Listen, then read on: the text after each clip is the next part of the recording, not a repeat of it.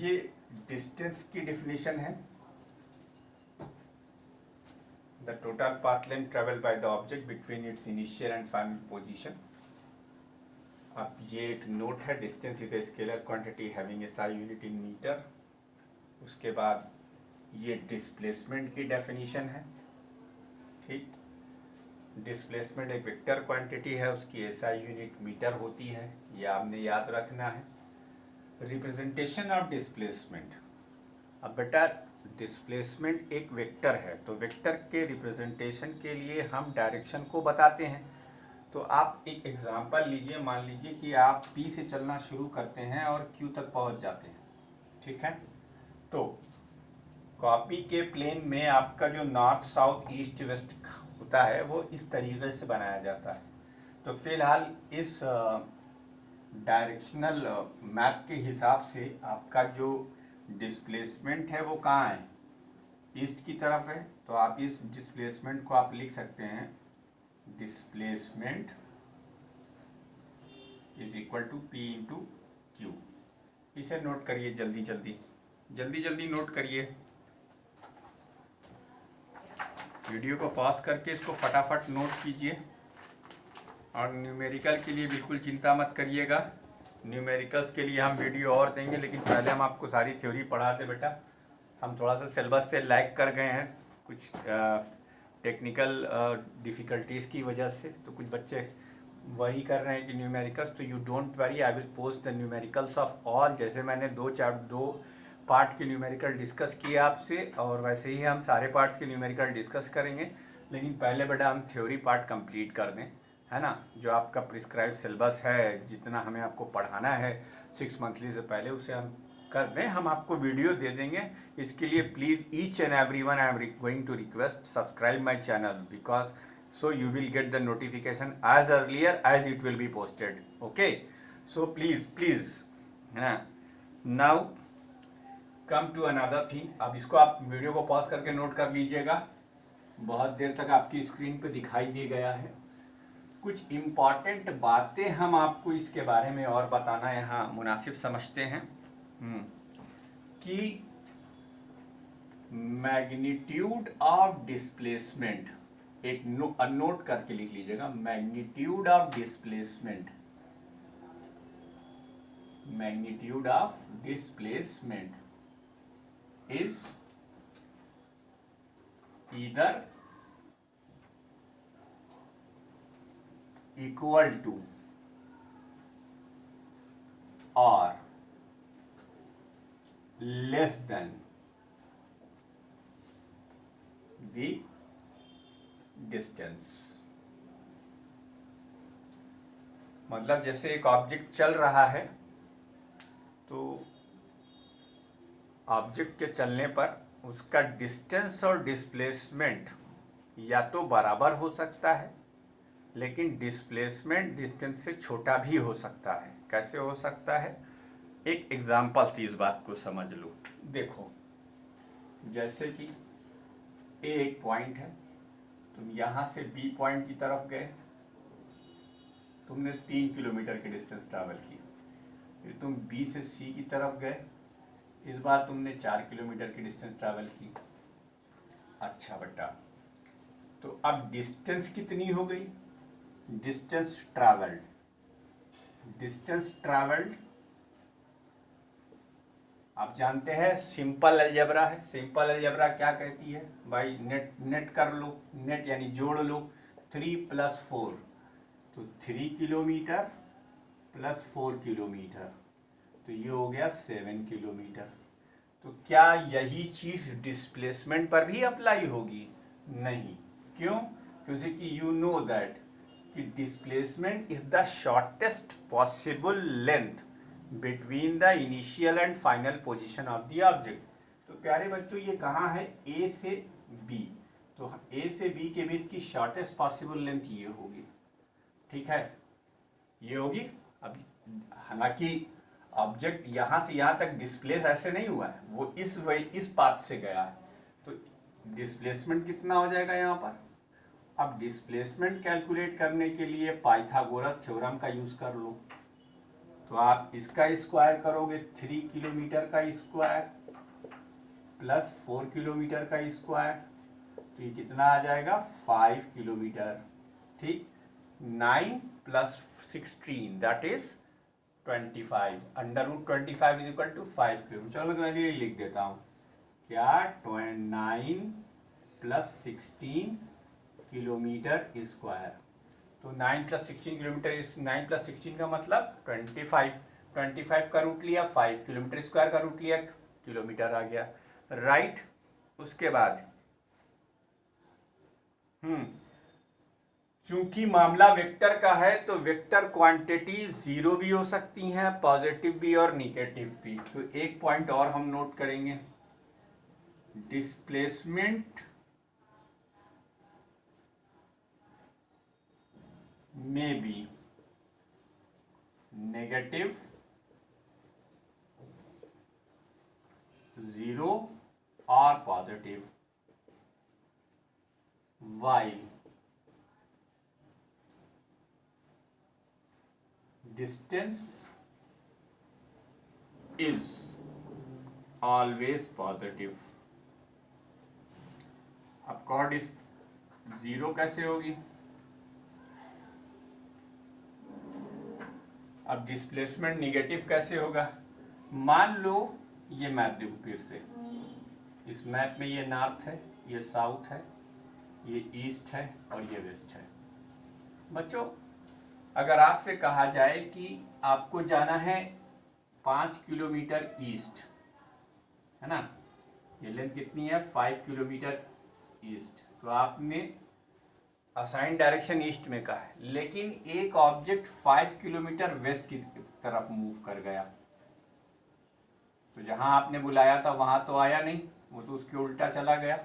तो जब आप एब्सेंट होते हो तो निगेटिव आपकी अटेंडेंस घट जाती है।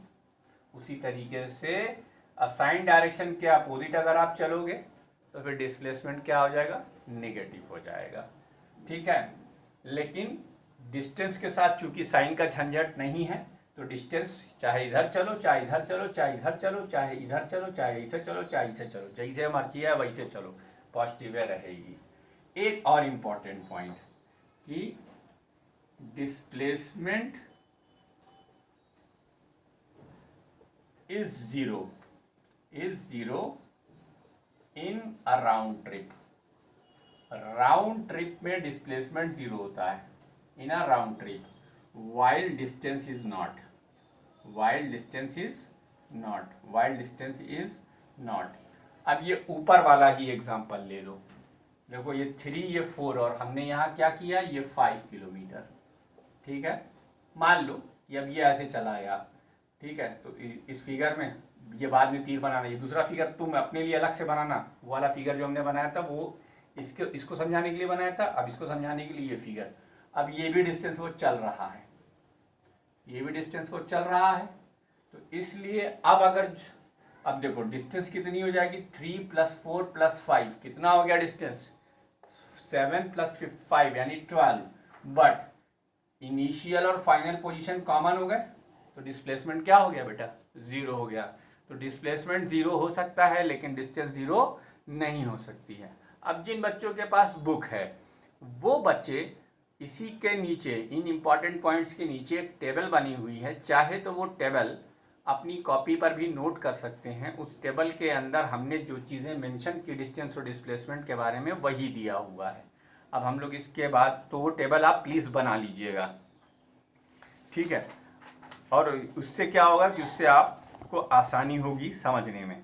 नाउ आप मोशन से रिलेटेड 2 टर्म्स के बारे में जान चुके हैं। एक टर्म जो था वो आपका डिस्टेंस था और दूसरा टर्म था डिस्प्लेसमेंट। इसी तरीके से अब हम 2 और टर्म के बारे में जानने की कोशिश करेंगे, ठीक है। तो वीडियो को पॉज करके आपको नोट करना है, जैसा कि आपको नियम मालूम है। अब क्या करना है बेटा, स्पीड एंड वेलोसिटी। सबसे पहले हम स्पीड को डिस्कस करेंगे। स्पीड की 4 टाइप, देखो तुम्हारी बुक में कुछ दूसरे तरीके से लिखा हुआ है, लेकिन हम तुम्हें अलग अलग बताते हैं। एक uniform speed.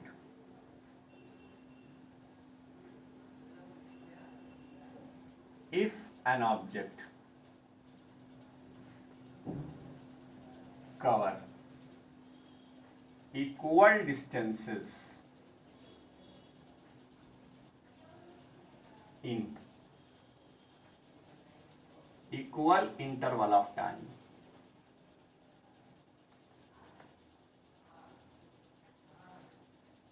then it is said to be moving. It is said to be moving with. It is said to moving with uniform speed. एक ऑब्जेक्ट अगर इक्वल इंटरवल ऑफ टाइम में इक्वल डिस्टेंस चलता है तो इसे हम क्या कहेंगे? देखो, इसको हम एक ग्राफ से समझ लेते हैं, अरे एक टेबल से समझते हैं। इस टेबल में हमने दो पार्ट कर दिए, एक पार्ट में टाइम, दूसरा पार्ट उसमें चली गई डिस्टेंस। पहला इंटरवल हमने 0 से 10 का लिया और इसमें मान लो हम 20 मीटर चल गए। फिर हमने इंटरवल लिया 11 से 20 का। फिर इसमें हम देख रहे हैं कि हम अगले 20 और चल गए। फिर हमने इंटरवल लिया 21 से 30 का। फिर हमने देखा 20 मीटर चल गया। फिर हम 31 से 40 का लिए। फिर हम देखे 21 चला। तो आप देखिए हर 10 सेकंड में वो 20 मीटर चल रहा है। हर 10 सेकंड में 20 मीटर चल रहा है। तो ऐसे स्पीड को हम यूनिफॉर्म स्पीड कहते हैं। When an object cover equal distances in equal interval of time, then it is said to be moving with uniform speed. ठीक है, throughout the motion, with uniform speed throughout the motion, मतलब अपनी पूरी motion के दौरान वो इस rule को फॉलो करता रहे। ये आगे इंटरवल पर थ्रू आउट द मोशन, तो ये यूनिफॉर्म स्पीड हो गई। ठीक, यूनिफॉर्म स्पीड के बाद दूसरा एग्जांपल, दूसरी चीज हम आपको पहले बताएंगे, average speed. Average speed, the ratio of net distance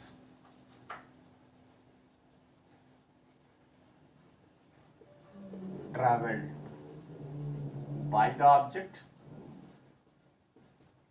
and the total time taken, and the total time taken is known as average speed. इसे हम एवरेज स्पीड कहते हैं। इसको समझने के लिए फिर हम एक फिगर बनाएंगे। मान लो ये एक पूरा इंटरवल है जिसकी डिस्टेंस ऐसा है, लेकिन इसमें एक टाइम इंटरवल S1 में T1 में S1 डिस्टेंस चलता है, दूसरे टाइम इंटरवल में T2 में वो S2 डिस्टेंस चलता है, तीसरे इंटरवल में वो T3 डिस्टेंस चलता है। तो एवरेज स्पीड क्या हो जाएगी? एवरेज स्पीड क्या फार्मूला लिखा, क्या डिफाइन है? Net distance travelled. तो नेट डिस्टेंस कितनी है? S1 plus S2 plus S3। Time interval कितना है?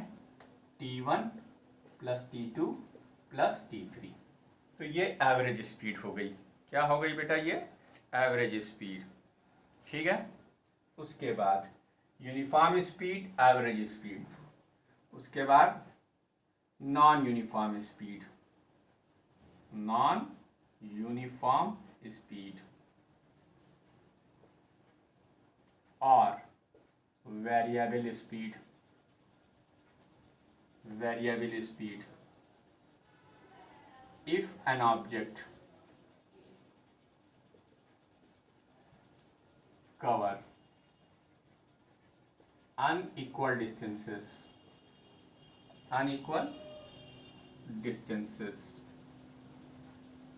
in unequal interval of time,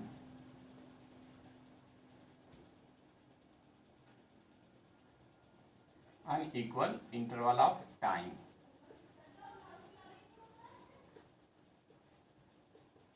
Then it is said to be moving with non-uniform speed. Said to be moving with non-uniform speed. क्या फर्क है इसके में और इसके में? यही ना कि उसमें equal distances, equal interval of time है, इसमें अनइक्वल डिस्टेंसेस है और अनइक्वल इंटरवल ऑफ टाइम है। अब तुम्हारे पास एक और है चौथा, 1 हो गया, 2 हो गया, 3 हो गया, चौथा देखो, चौथा नॉन यूनिफॉर्म स्पीड के बाद instantaneous speed. Instantaneous speed, instantaneous speed.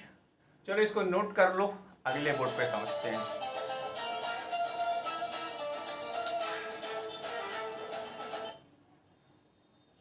हाँ मिस, अस्सलाम वालेकुम।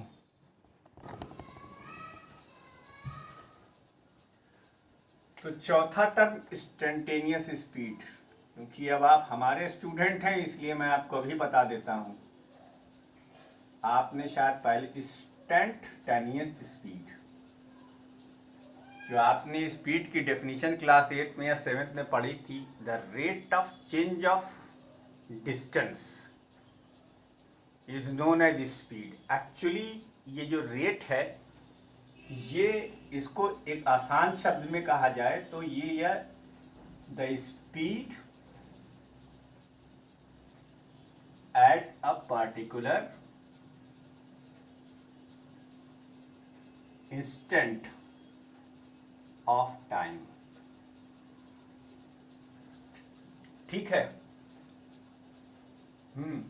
इसकी डेफिनेशन क्या हुई? The rate of change of distance, the rate of change of distance is known as instantaneous speed. Instantaneous speed, ठीक। इंस्टेंटेनियस स्पीड का फार्मूला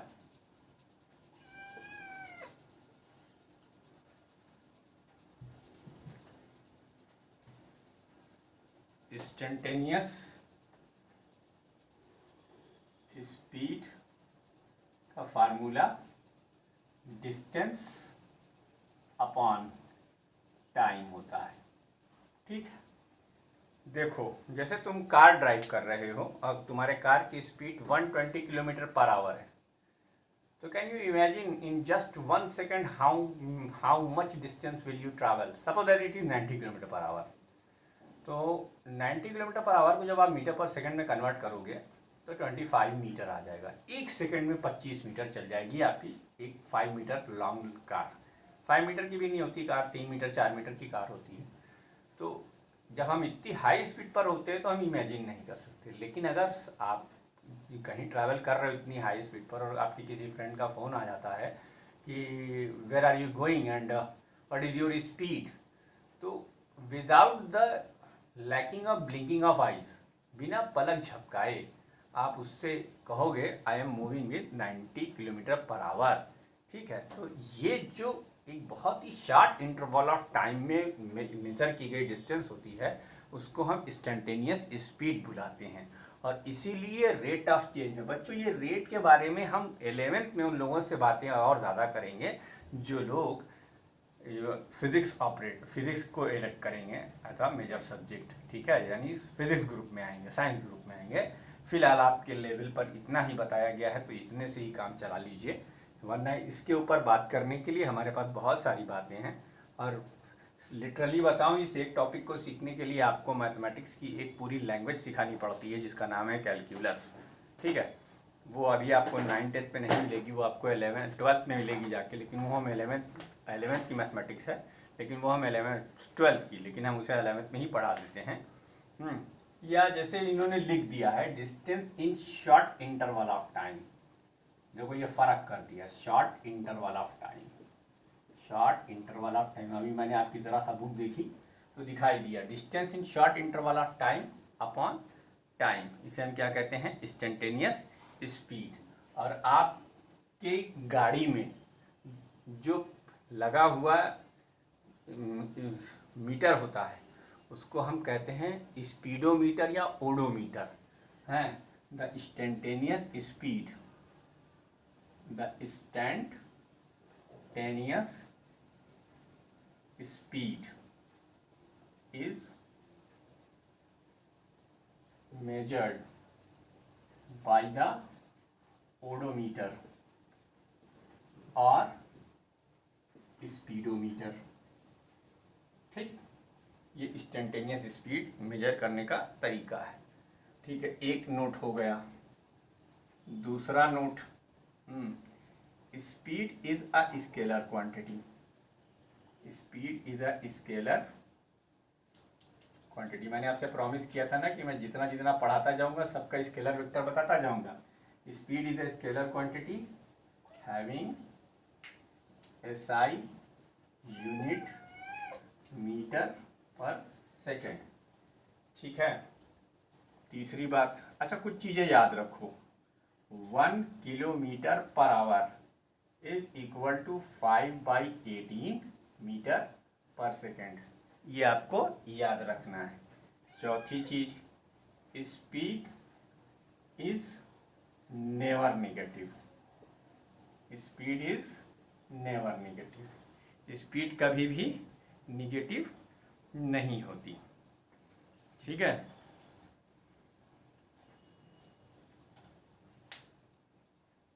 ठीक है। दूसरी चीज, average speed is never zero. तो ये सारी बातें वीडियो को पॉज करके लिखिए। अब हम लोग वेलोसिटी को प्रोसीड करेंगे। पॉज करके लिख लीजिए वीडियो को। इसके बाद अब हम लोग वेलोसिटी की तरफ प्रोसीड करेंगे। वेलोसिटी भी देखो अब तुम्हारे समझ में आराम से आ जाएगा, क्योंकि तुमने ये स्केलर वर्जन है, अब हम वेक्टर वर्जन समझेंगे ठीक उसी तर्ज पर। तो वीडियो को पॉज करके इसको आप नोट कर लीजिएगा। हाँ, अब हम इसको उसी के तर्ज पर समझेंगे। क्या है भाई ये वेलोसिटी? सबसे पहले इसमें हम समझेंगे uniform velocity.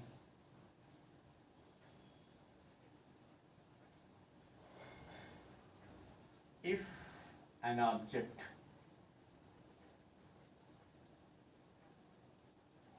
displays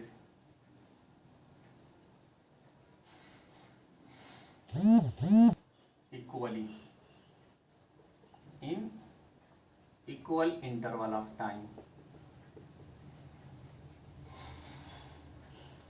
equal interval of time, then it is said to be moving with uniform velocity. वो यूनिफॉर्म वेलोसिटी से मूव कर रहा है।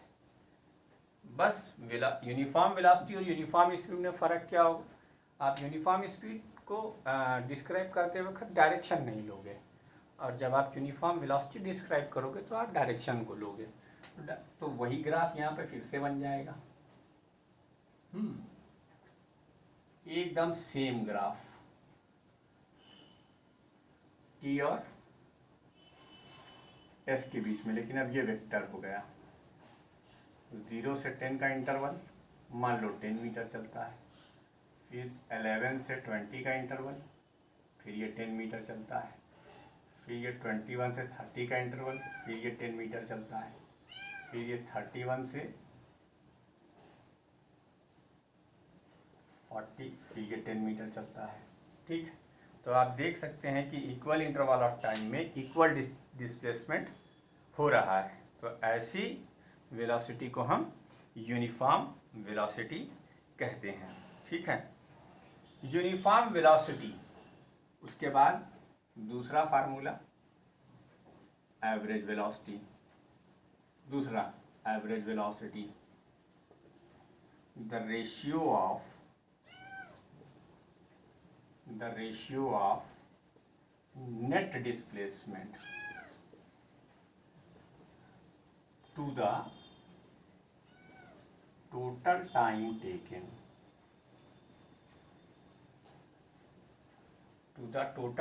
taken is known as average velocity. ठीक है ना, सेम चीज, बट डिस्टेंस की जगह डिस्प्लेसमेंट आ गया। मान लो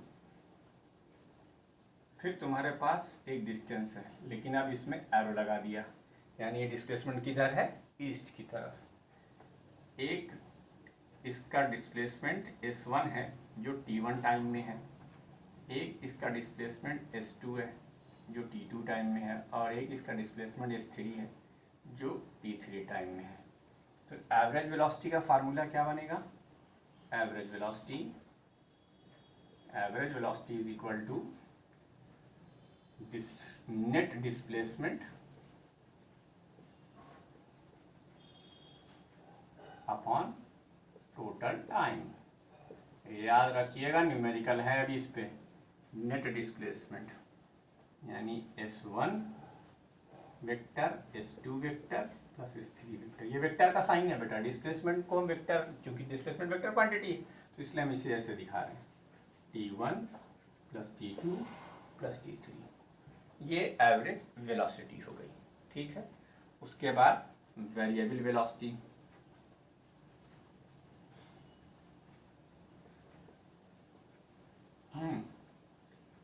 If an object cover unequal distance, unequal displacement in unequal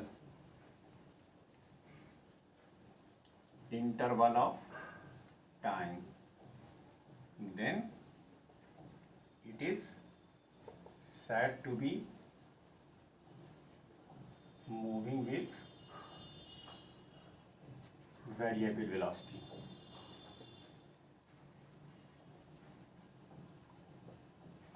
जैसे वेरिएबल स्पीड और वेरिएबल वेलोसिटी को एक ही जगह समझा देते हैं इसी ग्राफ के थ्रू। जैसे मान लीजिए 0 से 10 का इंटरवल था, इसमें 10 मीटर चलता, 11 से 20 में 40 मीटर चल जाता। ठीक, फिर 21 से 30 में मालूम हो फिर 30 मीटर चल गया, फिर 31 से 40 में मालूम हो वो 80 मीटर चल गया। तो जब टाइम इंटरवल इक्वल हो और डिस्प्लेसमेंट डिफरेंट हो तब भी वेरिएबल वेलोसिटी। या एक एग्जांपल मान लो कि 5 सेकंड में 10 मीटर चलता है, फिर 15 सेकंड में 10 मीटर चलता है, फिर 10 सेकंड में 20 मीटर चल लेता है, फिर 10 सेकंड के अंदर 25 मीटर चल लेता है, तब भी वो क्या कहलाएगा, अनवेरिएबल वेलोसिटी कहलाएगा। वेरिएबल वेलोसिटी या नॉन यूनिफॉर्म वेलोसिटी, इसका एक नाम और है नॉन वेरिएबल वेलोसिटी और non uniform velocity. Non uniform velocity.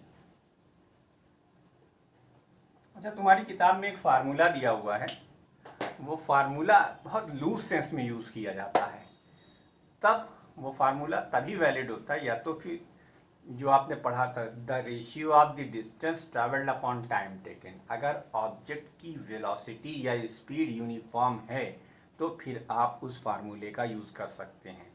Speed और velocity is equal to displacement slash displacement और डिस्टेंस और displacement divided by time.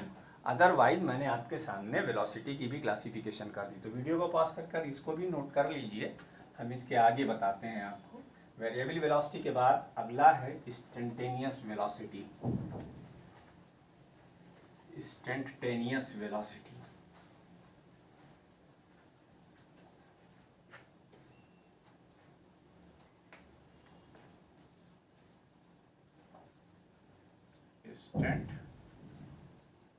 Instantaneous velocity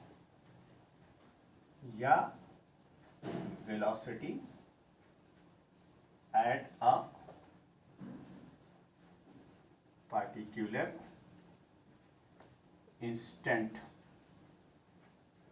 of time, the rate of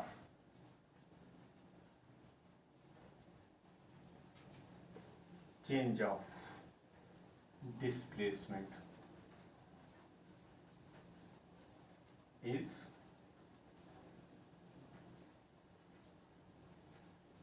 known as instantaneous velocity। Instantaneous velocity का formula क्या बनेगा? Instantaneous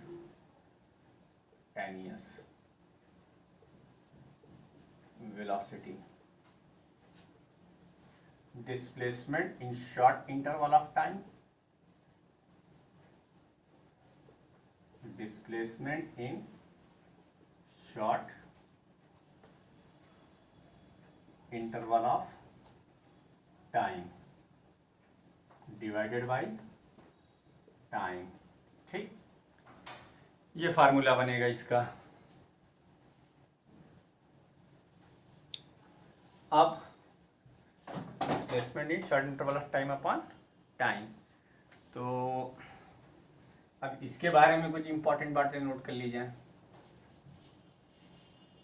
the velocity is a vector quantity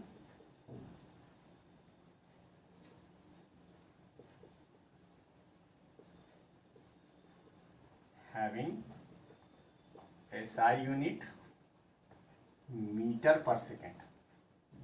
ठीक है। The velocity may be negative, zero और positive. ऐसा क्यों हुआ? क्योंकि डिस्प्लेसमेंट जीरो, नेगेटिव या पॉजिटिव हो सकता है, इसलिए वेलोसिटी भी जीरो, नेगेटिव या पॉजिटिव हो सकती है। जैसे डिस्टेंस सिर्फ पॉजिटिव होती है तो स्पीड भी सिर्फ पॉजिटिव होती है। ठीक है, तो द वेलोसिटी में भी नेगेटिव, जीरो और पॉजिटिव। ठीक, तो ये था आपका वेलोसिटी और उसका स्पीड का टर्म। तो मोशन से रिलेटेड 4 टर्म आप सीख चुके हैं, जिसमें 2 स्केलर हैं, स्पीड और डिस्टेंस, और 2 वेक्टर आपने सीखा। एक वेक्टर है आपका डिस्प्लेसमेंट और दूसरा वेक्टर है आपका वेलोसिटी। अब हम लोग फिर आपकी बुक जब आप खोलोगे, इस टॉपिक में आगे आओगे, तो एक्सीलरेशन की हेडिंग के ऊपर एक टेबल बनी हुई है। तो मेरी एक रिक्वेस्ट है कि उस टेबल को भी आप अपनी नोटबुक में ज़रूर बना लीजिएगा। टेबल से क्या रहता है बेटा कि अगर आप कभी रिवीजन करने बैठे और उस टेबल को देख लिया, तो टेबल में समरी होती है। आप देखेंगे कि उसमें समरी हुआ है, वो पूरी समरी दी हुई है, तो उसको भी आप बना लीजिएगा। वैसे जो बातें हमने यहाँ मेंशन किया, जो आपको एक्सप्लेन किया, उससे ऊपर कुछ नहीं लिखा हुआ है उसमें, लेकिन ये है। अच्छा, एक पॉइंट और बता दूँ आपको, चलते चलते मेरे गीत याद रखना है कि magnitude of velocity is either less than or equal to magnitude of equal to speed। बड़ा तो कभी हो ही नहीं सकता। जैसे डिस्प्लेसमेंट या तो जीरो हो सकती है, या इक्वल हो सकती है, या कम हो सकती है, उसी तरीके से वेलोसिटी भी। ठीक है, magnitude of velocity is either less than और इक्वल टू स्पीड। और एक बात और आपको याद रखना है, magnitude of velocity is either less than और equal to speed in straight line motion in one direction. ये कंडीशन है, in straight line motion in one direction, strictly one direction में होनी चाहिए। मतलब एक या तो आइदर ईस्ट या आइदर वेस्ट या आइदर नॉर्थ या आइदर साउथ, आइदर नॉर्थ या either south, straight line motion होनी चाहिए। तब वेलोसिटी का magnitude of velocity is equal to speed. Equality कब होल्ड करती है? जब मैग्नीट्यूड ऑफ वेलोसिटी स्पीड के बराबर हो। वरना अगर मोशन स्ट्रेट लाइन में एक डायरेक्शन में ना होकर आगे पीछे हो रही हो, तो ऑब्वियस सी बात है डिस्प्लेसमेंट कम होगा, डिस्टेंस ज़्यादा होगी तो स्पीड ज़्यादा होगी और वेलोसिटी कम हो जाएगी। तो ये पॉइंट आपको नोट कर लेना है। अब समय आ गया चैप्टर 1A के लास्ट टॉपिक का, तो वीडियो को पास कर इसे नोट कर लीजिएगा। अब आगे बढ़ेंगे हम।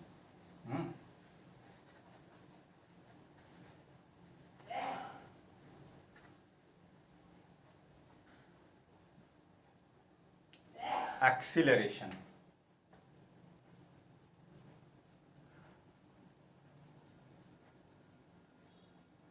एक्सीलरेशन देखो बेटा, जब तुम दौड़ना शुरू करते हो तो स्टार्टिंग में तुम्हारी वेलोसिटी कम होती। जैसे जैसे तुम अपनी वेलोसिटी को बढ़ाओगे वैसे वैसे तुम कम टाइम में ज़्यादा डिस्प्लेसमेंट कवर करोगे। फिर जब तुम थकने लगोगे तो तुम अपनी वेलोसिटी को धीरे धीरे घटाओगे। तो इसका मतलब एक मोशन में अगर वेलोसिटी यूनिफॉर्म नहीं है, अगर मोशन में वेलोसिटी यूनिफॉर्म नहीं है तो फिर वो मोशन एक्सीलरेटेड मोशन या डी एक्सीलरेटेड या रिटार्डेड मोशन कहलाएगी। जब इस वेलोसिटी बढ़ेगी तो उसे हम एक्सीलरेशन कहेंगे। जब वेलोसिटी घटेगी तो उसे हम निगेटिव एक्सीलरेशन या रिटार्डेशन कहेंगे। हालांकि रिटार्डेशन का वर्ड नहीं यूज़ करना चाहिए, लेकिन फिर भी हम तुम्हें एक्सीलरेशन का एक जनरल फार्मूला बताते हैं। एक तो आप समझ लो यूनिफॉर्म एक्सीलरेशन क्या होता है। Uniform acceleration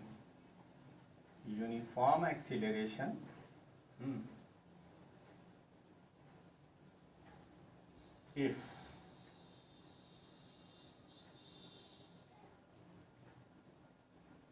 net change, it is the ratio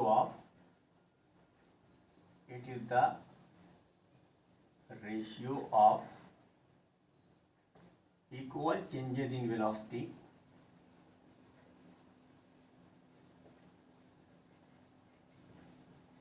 in equal interval of time।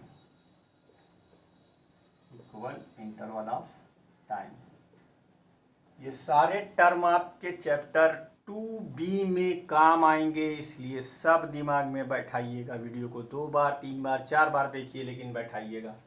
Uniform acceleration, उसी तरीके से average acceleration,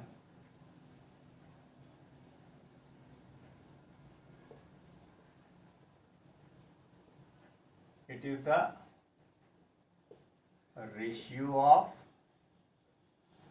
the ratio of net change in velocity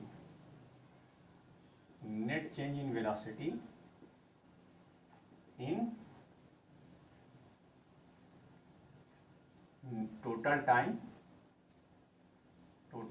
of the motion।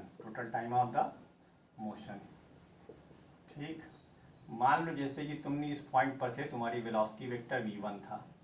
अब तुम इस पॉइंट पर पहुंच गए, ये वेलोसिटी वेक्टर v2 था। यहाँ का टाइम t1 था और यहाँ पे टाइम t2 था। ये t बराबर t1 टाइम पर और ये t बराबर t2 टाइम पर। तो एवरेज एक्सीलरेशन का फार्मूला, इसको a से डिनोट करते हैं। a average is equal to net change इन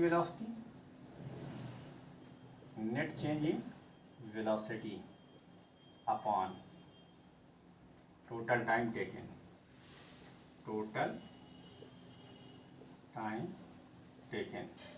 तो नेट चेंज इन वेलोसिटी क्या है बेटा? ये है v1 v2 minus v1 upon t2 minus t1। ठीक है, ये फार्मूला होगा नेट चेंज इन वेलोसिटी। इसका टाइम इंटरवल कैसे निकालोगे? t2 माइनस t1, तो ये टाइम इंटरवल आ जाएगा। और वेलोसिटी में चेंज कितना हुआ? v2 minus v1। Average acceleration के बाद अगला है इंस्टेंटेनियस एक्सीलरेशन। अब तुम्हारी किताब में गलत लिखा है तो हम भी गलत थोड़ी पढ़ा देंगे। इसकी भी डेफिनेशन वैसे ही, the acceleration at particular instant of time, particular instant of time, ठीक. The rate of change of velocity, the rate of change of velocity is known as instantaneous acceleration, ठीक. तो v instantaneous ये क्या हो जाएगा, change in velocity in short interval of time, change in velocity in short interval of time divided by net change in total time interval. तो ये जो किताब में आपकी डेफिनेशन दी हुई है एक्सीलरेशन की, वो एक्चुअली इंस्टेंटेनियस की है, अदरवाइज एवरेज आप ऐसे निकालोगे, ठीक है. बहरहाल आपके लेवल पर इसी से काम चलाएंगे हम. चेंज इन वेलोसिटी इस वाले फार्मूले से v2 minus v1 upon t2 minus t1, लेकिन ये एवरेज के लिए है, ठीक है. वीडियो को पॉज करके इसको भी नोट कर लीजिए. इसके आगे की कथा हम और बताते हैं आपको. चैप्टर 1 भी समाप्तिकरण की ओर बढ़ रहा है. अगले बोर्ड पर सब कुछ खत्म हो चुका होगा. देखिए साहब, acceleration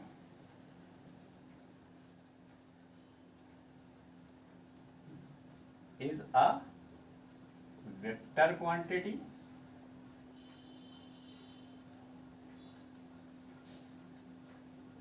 having SI unit meter per second square, having SI unit meter per second square. अच्छा, acceleration may be नेगेटिव, 0 और पॉजिटिव, ठीक. ये दूसरी इंपॉर्टेंट बात हो गई इसकी, ठीक है. फिर एक और चीज, acceleration due to gravity, acceleration due to gravity. जब किसी ऑब्जेक्ट को आप किसी हाइट पर से नीचे की ओर छोड़ते हो, तो जब छोड़ोगे तो उस इंस्टेंट पर वेलोसिटी 0 होगी, फिर धीरे धीरे वो वेलोसिटी को गेन करेगा. क्यों? क्योंकि every body is attracted towards the earth centre with a force that is equal to its weight. अपने वेट की वजह से वो अर्थ की तरफ अट्रैक्टेड होता है, अर्थ के सेंटर की तरफ अट्रैक्टेड होता है. तो the acceleration acting on the body during the free fall, the acceleration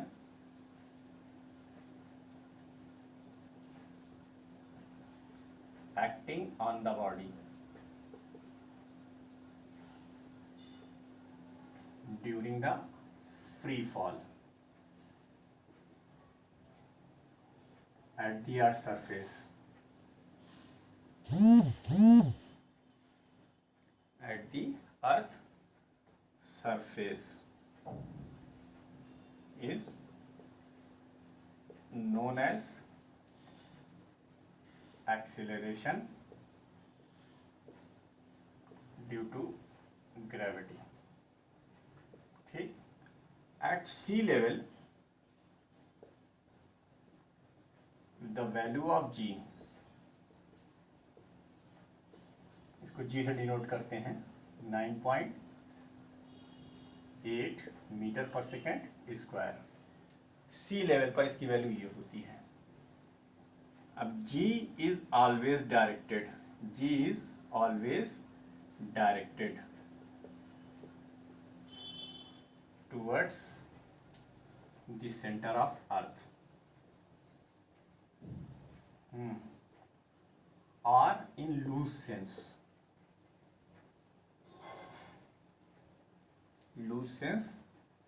directed downward directed downward.